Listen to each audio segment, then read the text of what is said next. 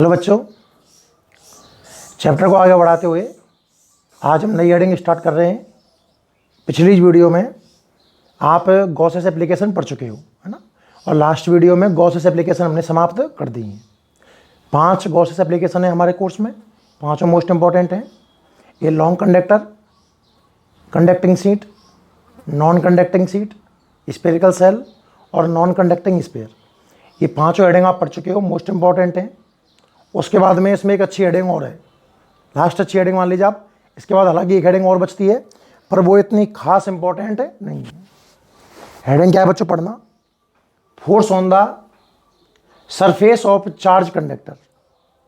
कि अगर हम एक कंडक्टर लें जिसको चार्ज करें, तो आप देखोगे कि उसकी सरफेस पर क्या लगता है, एक फोर्स, और उस फोर्स की वजह से एक प्रेशर भी क्रिएट होता है। तो कितना फोर्स लगता है या कितना प्रेशर, वो तो एक ही बात है भैया। फोर्स निकल जाएगा तो फोर्स में हम एरिया से डिवाइड कर देंगे, क्या बन जाएगा, प्रेशर। तो हेडिंग समझ में आई ना।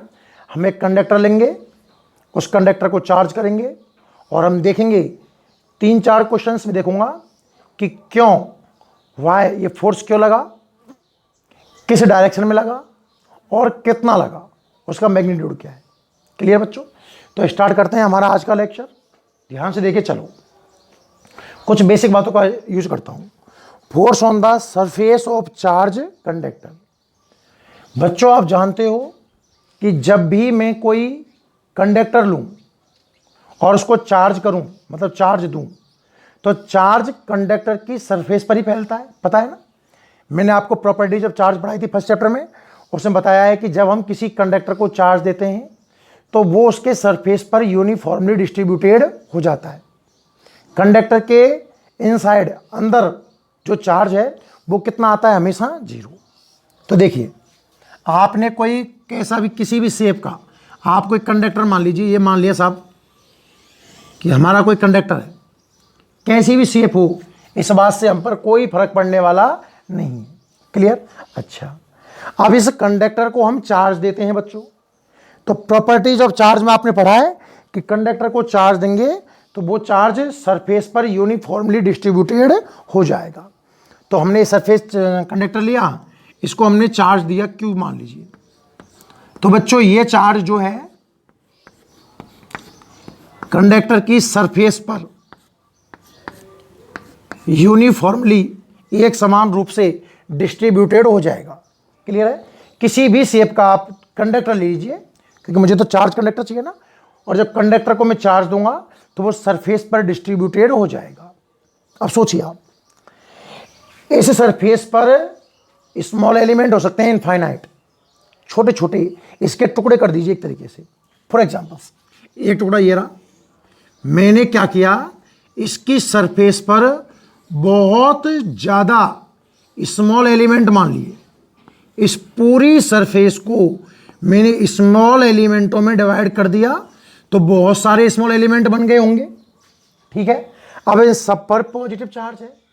तो आप किसी भी एक स्मॉल एलिमेंट को पकड़ो, देखिए, देखो भैया, ये एलिमेंट इसे रिपल्स कर रहा है, इन दोनों के बीच में रिपल्सन है, इन दोनों के बीच में रिपल्सन है, इन दोनों के बीच में रिपल्सन है, इन दोनों के बीच में रिपल्सन है, इन दोनों के बीच में रिपल्सन है।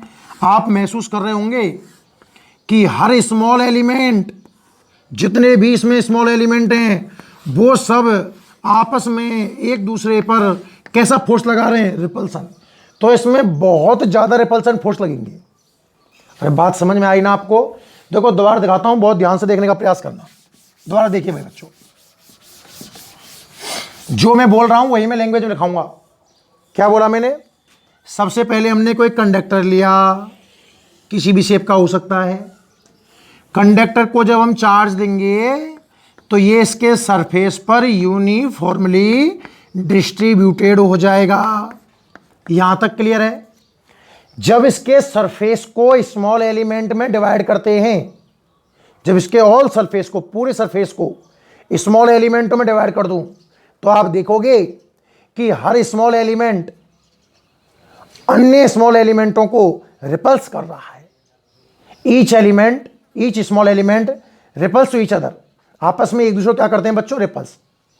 तो आप पाओगे कि हर पॉइंट, सरफेस का हर पॉइंट सरफेस के परपेंडिकुलर आउटसाइड, सरफेस में जितने पॉइंट है ना बच्चों, ये सरफेस के परपेंडिकुलर आउटसाइड क्या महसूस करेंगे? फोर्स, या फिर इसी को अपन प्रेशर भी कह सकते हैं। बात समझ में आई? दो जवाब मिल गए आपको कि फोर्स क्यों लगा।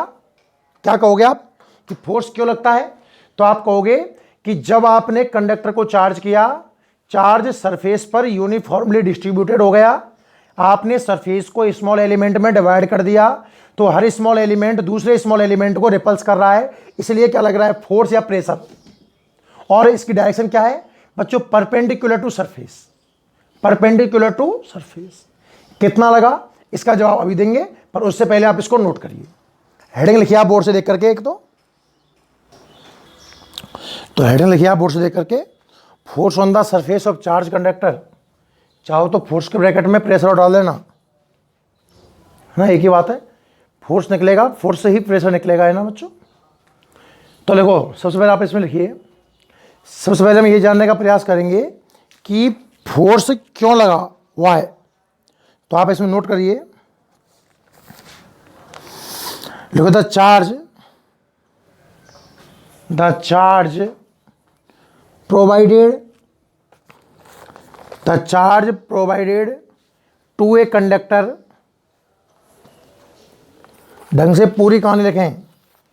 The charge provided to a conductor is distributed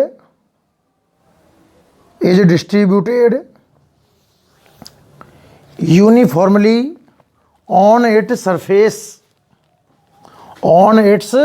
surface, the charge provided to a conductor is distributed uniformly on its surface, on its surface.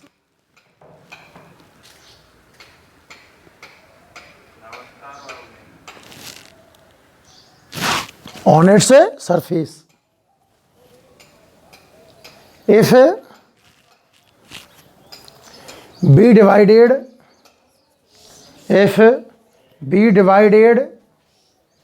whole surface in a small element,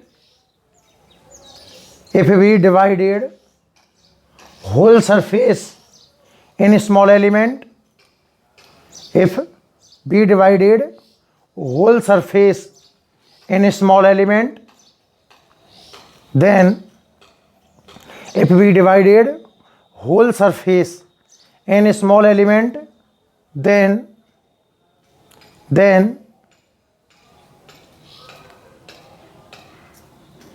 every small element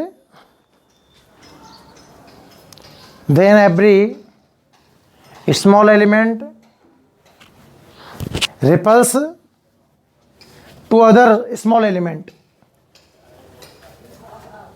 If we divided whole surface in a small element, then every small element repels to other small element.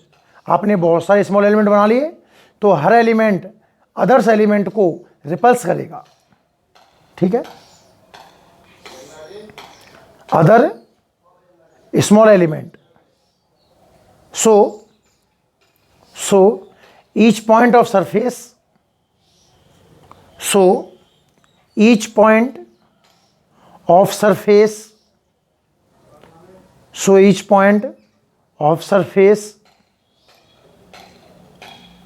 have repulsive force,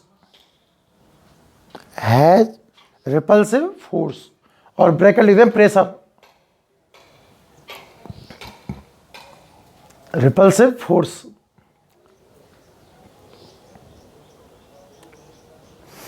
perpendicular to surface outside, perpendicular to outside of surface,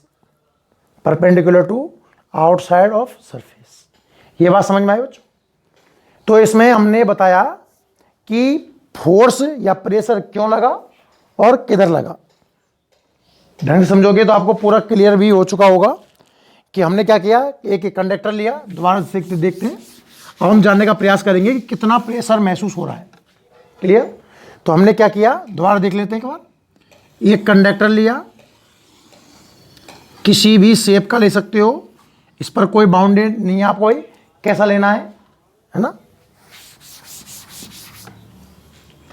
ये हमारा एक conductor हो गया, हमने इसको charge दिया। तो बच्चों, चार्ज सरफेस पर यूनिफॉर्मली डिस्ट्रीब्यूटेड हो गया। क्लियर है यहां तक। फिर हमने इस सरफेस को स्मॉल एलिमेंट में डिवाइड किया। हर small element other small element को रिपल्स कर रहा है, इसलिए सरफेस का हर point outside perpendicular to surface एक फोर्स या प्रेशर महसूस करेगा। क्लियर है यहां तक। अब देखते हैं ध्यान से। देखिए, आप इस सरफेस पर एक स्मॉल एलिमेंट मान लीजिए, येलो में जो डार्क कर रहा हूं ये स्मॉल एलिमेंट है भाई। अच्छे से देखना, पूरी सरफेस थी पहले तो, फिर जो ये मैंने गोला किया है जिसको मैं डैश डैश लाइन से रिप्रेजेंट कर रहा हूं, ये बच्चों स्मॉल एलिमेंट है। कोई क्या है ये स्मॉल एलिमेंट, इसका नाम रख दिया मैंने ए बी। स्मॉल एलिमेंट क्या है, ए बी। और बचा हुआ कंडक्टर यहां सी लिख दिया, तो ये हो जाएगा ए सी बी। मतलब आपने एक कंडक्टर लिया, उसको चार्ज दिया बच्चों, और उस कंडक्टर पर आपने एक स्मॉल एलिमेंट ले लिया। कंडक्टर पर आपने एक स्मॉल एलिमेंट ले लिया, क्या नाम है इसका, ए बी। क्या नाम है, ए बी। और सी से जो कंडक्टर है उसका नाम क्या बन गया, ए सी बी। सी इसीलिए लिया है मैंने ताकि आप क्लियर समझ पाओगे मैं किसकी बात कर रहा हूं। तो एक तरीके से दो हिस्से हो गए इसके बच्चों, एक तो हो गया ए बी और एक हो गया ए सी बी। क्लियर है। अब दोनों हिस्से कुछ ना कुछ इलेक्ट्रिक फील्ड बनाएंगे। तो मैं मान लेता हूं कि लेट इलेक्ट्रिक फील्ड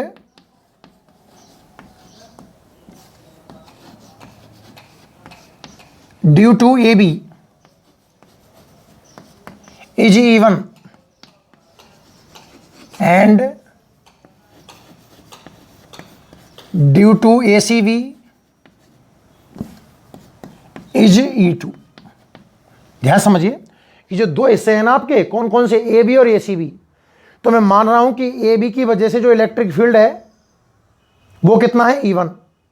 मतलब मैं जहां भी E1 लिखूं आप समझ जाना कि वो इलेक्ट्रिक फील्ड इस स्मॉल पार्ट ए बी की वजह से है। और जहां भी मैं E2 लिखूं, इसलिए मैंने आपको पहले लिख दिया है कि let electric field due to A B is E1 and due to A C B, जो रिमेनिंग पार्ट है ए सी बी, उसकी वजह से कितना है, E2। क्लियर यहां तक, ठीक है। अब मैं दो पॉइंट लेके चल रहा हूं बच्चों। एक पॉइंट P1, पॉइंट नंबर 1 मैंने लिया इनसाइड टू ऑफ सरफेस, और एक पॉइंट P2 ये मैंने लिया है आउटसाइड टू सरफेस। दो पॉइंट लिए मैंने P1 और P2। P1 बच्चों इस कंडक्टर के अंदर लिया और P2 हमने कहां लिया, बाहर। अब आप ऐसे समझिए कि मेरे पास दो कंडक्टर हैं, एक तो है ए बी और एक है ए सी बी। तो पॉइंट P1 पर दोनों इलेक्ट्रिक फील्ड बनाएंगे और पॉइंट P2 पर भी दोनों इलेक्ट्रिक फील्ड बनाएंगे। P1 पर दो इलेक्ट्रिक फील्ड बनेंगे due to A B and due to A C B. इसी प्रकार पॉइंट P2 पर भी दो इलेक्ट्रिक फील्ड बनेंगे due to A B and due to A C B. अब मुझे डायरेक्शन चाहिए, यहां पर ध्यान से देखना। तो पहले मैं ए बी की वजह से फील्ड है, उसे क्या नाम दिया आपने, E1। तो मैं पहले E1 की डायरेक्शन जानना चाह रहा हूं पॉइंट P1 पर और P2 पर। तो बच्चों यहां चार्ज पॉजिटिव है, P2 पर देखनी है तो रिपल्स कर दो, P2 को पॉजिटिव रिपल्स करता है, इधर हो जाएगा E1। और P1 पर देखना है तो P1 को रिपल्स कर दीजिए, इधर हो जाएगा आपका E1। ये समझ में आया कि नहीं आया। दोनों पॉइंट जो P1 और P2 माने हैं उन पर दो दो इलेक्ट्रिक फील्ड बनेंगे due to A B and due to A C B. सबसे पहले मैं बात करता हूं due to A B. A B की वजह से जो फील्ड है उसे नाम दे रखा है मैंने E1। तो बच्चों ए बी ने पॉइंट P2 को इधर रिपल्स किया, P1 को इधर रिपल्स किया। Remaining part A C B की बात करता हूं। तो ए सी बी का जो इलेक्ट्रिक फील्ड है वो कितना है, E2। तो ए सी बी P2 को रिपल्स इधर, P1 को इधर रिपल्स करेगा और P2 को इधर रिपल्स करेगा। यानी कि P1 पर तो ये हो गया E2 और P2 पर ये हो गया E2। ये बात समझ में आई क्या सबको? अरे हाँ या ना, क्या किया आपने? थोड़ी उलझी हुई हेडिंग है, कम समझ में आती है बच्चों को, इसलिए मैं बार बार बोलने का प्रयास कर रहा हूं ताकि आप समझ पाओ। सबसे पहले मैंने कंडक्टर लिया, उसको मैंने चार्ज दिया, चार्ज कंडक्टर की सरफेस पर डिस्ट्रीब्यूटेड हो गया। सरफेस को आपने इनफाइनाइट स्मॉल एलिमेंटों में डिवाइड कर दिया। हर जो स्मॉल एलिमेंट है वो अदर स्मॉल एलिमेंट को रिपल्स कर रहा है, तो सरफेस का हर point perpendicular to surface outside एक फोर्स या प्रेशर महसूस करेगा। यह बात समझ में आई। फिर मैं मैग्नीट्यूड की बात करना चाह रहा हूं, तो मैंने एक स्मॉल एलिमेंट ले लिया, मैंने कंडक्टर के दो हिस्से कर दिए बच्चों, एक तो ए बी और एक ए सी बी। ए बी की वजह से जो फील्ड है वो मान लिया मैंने E1, और ए सी बी की वजह से जो फील्ड है वो मैंने कितना मान लिया E2।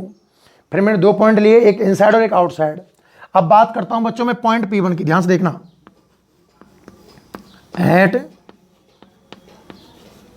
पॉइंट P1, तो हम चर्चा करते हैं बच्चों पॉइंट P1 की, ध्यान से देखना। P1 पर दो इलेक्ट्रिक फील्ड दिख रहे हैं मुझे, E1 और E2, and both are in opposite direction. दोनों के बीच में एंगल 180 है, और जब दो वेक्टर के बीच में एंगल 180 हो तो उनका रिजल्टेंट या तो E1 माइनस E2 होगा या E2 माइनस E1 होगा। पॉइंट P1 पर ध्यान से देखिए, एक इलेक्ट्रिक फील्ड E1 है और एक इलेक्ट्रिक फील्ड E2 है, दोनों अपोजिट डायरेक्शन में है। तो जो नेट इलेक्ट्रिक फील्ड निकल करके आएगा ना बच्चों, वो आएगा या तो आप E1 माइनस E2 लिख दीजिए जैसे आपकी इच्छा है, और आप E2 माइनस E1 भी लिख सकते हो। पर बच्चों ध्यान से देखिए, पॉइंट P1 तो कंडक्टर के अंदर है, पॉइंट P1 कंडक्टर के अंदर है, और जब कंडक्टर के अंदर कोई पॉइंट होता है तो वहां इलेक्ट्रिक फील्ड जीरो होता है। मैंने आपको बात बता रखी है, कैसी भी शेप का कंडक्टर हो, किसी भी शेप का कंडक्टर हो, अंदर इनसाइड हमेशा ही इलेक्ट्रिक फील्ड कितना आएगा, जीरो। आपके हिसाब से कितना आया, E1 माइनस E2, पर नेट इलेक्ट्रिक फील्ड कितना है, जीरो। तो आपने क्या प्रूफ कर दिया कि E1 और E2 इक्वल है। पहली बात तो आपको यह समझ में आनी चाहिए। अगर कोई बच्चा अंदर रिजल्टेंट इलेक्ट्रिक फील्ड को E2 माइनस E1 लिखता, फिर भी रिजल्ट तो यही निकल के आता कि E1 और E2 कैसे हैं, बराबर, और इसको मैंने E के इक्वल मान लिया। लेट, कहने का मतलब जहां E1 आएगा वहां भी मैं E जमा दूंगा, और जहां E2 आएगा वहां भी मैं क्या जमा दूंगा, E। यहां तक बात क्लियर है।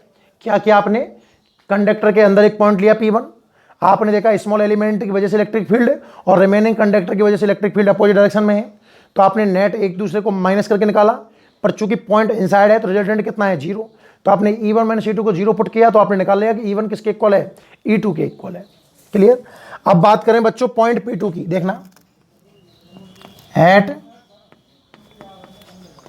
पॉइंट P2, अगर बच्चों P2 की बात करूं तो आप P2 पर क्या महसूस करोगे कि E1 and E2 both are in same direction. जो E1 और E2 हैं बच्चों, दोनों एक ही डायरेक्शन में हैं, तो रिजल्टेंट कितना निकल करके आएगा, जाहिर सी बात है E1 प्लस E2 आएगा। यहां लिख देता हूं, ये लो, E1 प्लस E2 आएगा। पर जरा और ध्यान से देखें तो बच्चों, कंडक्टर के बाहर इलेक्ट्रिक फील्ड होता है हमेशा सिग्मा अपॉन एप्सिलॉन नॉट। किसी भी शेप का कंडक्टर हो, अगर आपको सरफेस चार्ज डेंसिटी यानी कि सिग्मा की टर्म में आंसर चाहिए तो वो सिग्मा अपॉन एप्सिलॉन नॉट है। अब आप कहोगे साहब, आप देखो आपने कंडक्टर स्फीयर पढ़ाया था, तो बाहर आउटसाइड जो इलेक्ट्रिक फील्ड निकल करके आया था वो तो के क्यू अपॉन आर स्क्वायर आया था, और अभी आप कह रहे हो कि कोई भी कंडक्टर हो उसके आउटसाइड में इलेक्ट्रिक फील्ड कितना आता है, सिग्मा अपॉन एप्सिलॉन नॉट। बिल्कुल बच्चों, दोनों स्टेटमेंट सही है। इसकी value sigma upon epsilon not के बराबर ही है। कैसे मैं प्रूव करूं, फटाफट। सिग्मा का फॉर्मूला होता है Q अपॉन ए। अगर मैं क्रॉस प्रोडक्ट करूंगा तो Q is equal to sigma A आएगा, तो सिग्मा तो यही है, और स्पेयर के लिए ए होता है बच्चों 4 पाई आर स्क्वायर।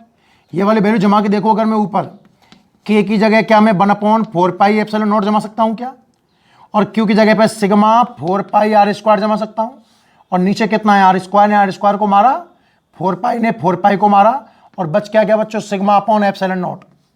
याद रखना, अगर हम स्पेयर की बात करें तो उसके लिए चार्ज की टर्म में तो फॉर्मूला है के क्यू अपॉन आर स्क्वायर, और सरफेस चार्ज डेंसिटी यानी कि सिग्मा की टर्म में जो फॉर्मूला है वो है बच्चों सिग्मा अपॉन एप्सिलॉन नॉट। ये तो बस मैंने आपको प्रूफ करने के लिए दिखाया है। तो याद रखना कि किसी भी शेप का कंडक्टर हो, किसी भी शेप का कंडक्टर हो, कंडक्टर शीट में आपने देखा ही है सिग्मा अपॉन एप्सिलॉन नॉट आया है, तो कंडक्टर के जो बाहर इलेक्ट्रिक फील्ड होगा ना वो कितना आएगा, सिग्मा अपॉन एप्सिलॉन नॉट।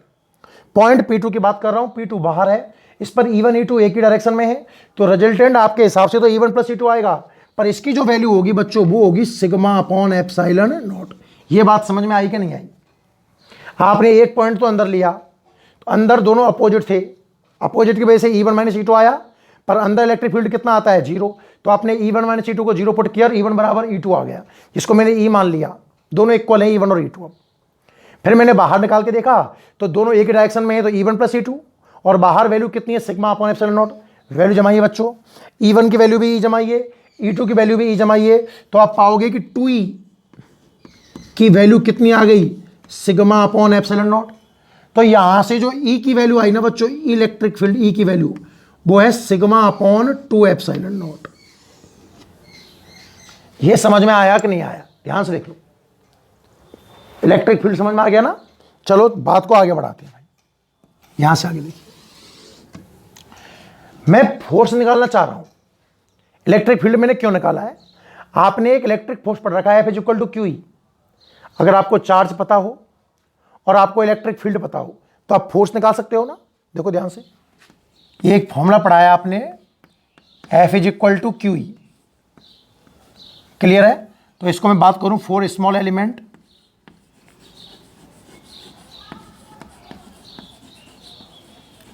अगर हम स्मॉल एलिमेंट की बात करें बच्चों तो फोर्स DF हो जाएगा।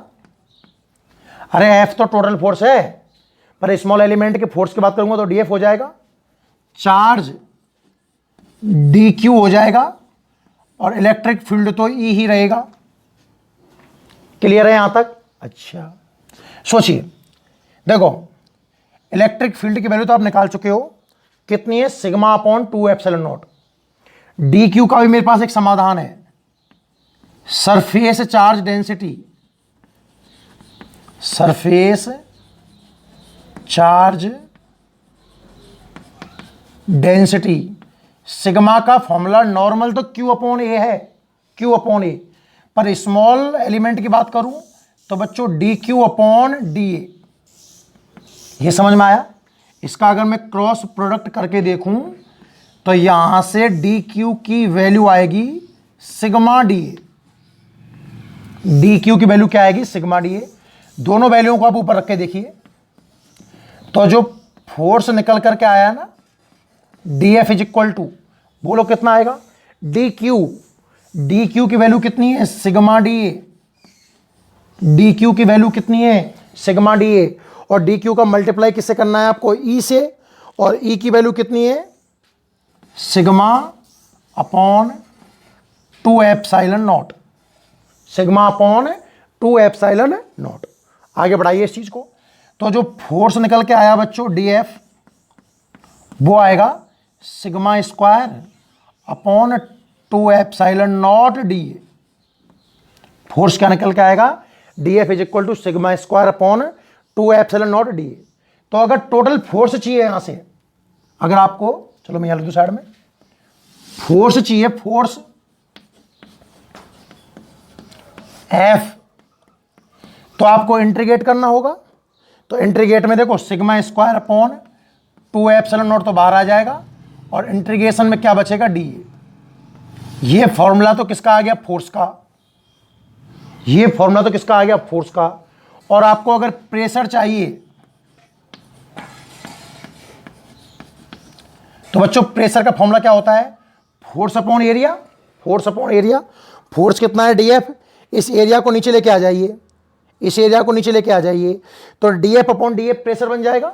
तो यहां से जो प्रेशर का फॉर्मूला निकल करके आएगा, DA तो नीचे आ गया, वो बनेगा बच्चों sigma square upon 2 epsilon not.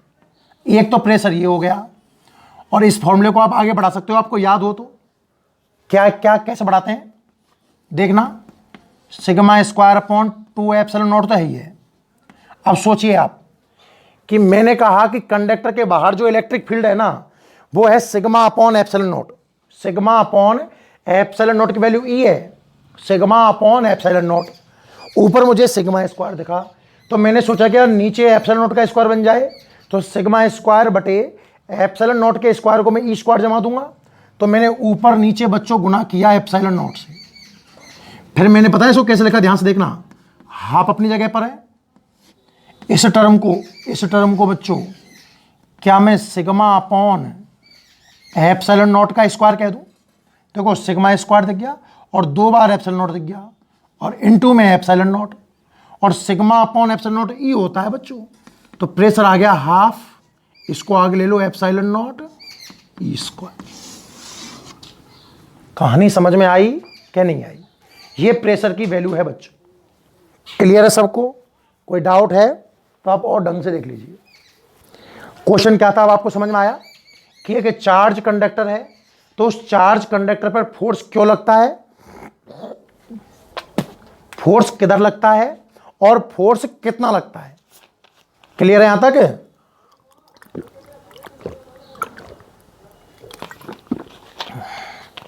ठीक है, मैं दोबारा रिपीट करता हूं फिर आपको दिखा दूंगा। तो मैंने कहा जब हम कंडक्टर लेंगे उसको चार्ज देंगे, सरफेस पर वो यूनिफॉर्मली डिस्ट्रीब्यूटेड हो जाएगा। सरफेस को स्मॉल एलिमेंट में डिवाइड करेंगे तो हर एलिमेंट अदर एलिमेंट को क्या करेगा, रिपल्स। क्लियर है? तो जो हर पॉइंट है वो परपेंडिकुलर टू सरफेस एक फोर्स महसूस करेगा। फिर मैंने वैल्यू कैसे निकाले बच्चों, ध्यान से देखना, दोबारा देख लो। इस पर एक स्मॉल एलिमेंट मान लिया, इस स्मॉल एलिमेंट की वजह से जो फील्ड है उसे नाम दिया है E1 और रिमेनिंग पार्ट की वजह से नाम दिया है E2। 2 पॉइंट लिए इनसाइड और आउटसाइड। इनसाइड दोनों का इफेक्ट अपोजिट था और आउटसाइड दोनों का इफेक्ट एक ही डायरेक्शन में था। फिर मैंने यहां देखा कि अरे अपोजिट है तो इनका रिजल्टेंट कितना आएगा, E1 माइनस E2। किसी एक में से दूसरे को माइनस करना होगा। पर कंडक्टर के अंदर इलेक्ट्रिक फील्ड हमेशा कितना आता है, 0। तो आपने प्रूफ कर दिया कि E1 और E2 कैसे हैं, इक्वल हैं। फिर आपने आउटसाइड देखा कि एक ही डायरेक्शन में है तो E1 प्लस E2, और कंडक्टर के आउटसाइड इलेक्ट्रिक फील्ड कितना आता है, सिग्मा अपॉन एप्सिलॉन नॉट। तो यहां से आपने E की वैल्यू निकाल ली, सिग्मा अपॉन 2 एप्सिलॉन नॉट। ठीक है यहां तक? फिर हमने बात की फोर्स की। F is equal to Q E, small element के लिए बच्चों ये DF is equal to D Q E बन गया। डी क्यू को हटाने के लिए मैंने सरफेस चार्ज डेंसिटी यूज किया सिग्मा, और डी क्यू की वैल्यू निकाल ली। ई आप पहले निकाल चुके हो, दोनों वैल्यू जमा दी, ये फोर्स आ गया। प्रेशर निकालने के लिए मैंने एरिया से क्या कर दिया, इसको डिवाइड। क्लियर है? आप जल्दी से नोट कीजिए। चलो इसको जैसा आपको नजर आ रहा है बोर्ड पे उस तरीके से आप इसको पूरा ढंग से लिख लो। ठीक है, पूरा करो। चलो इसको जल्दी से, इंपॉर्टेंट हेडिंग है भाई।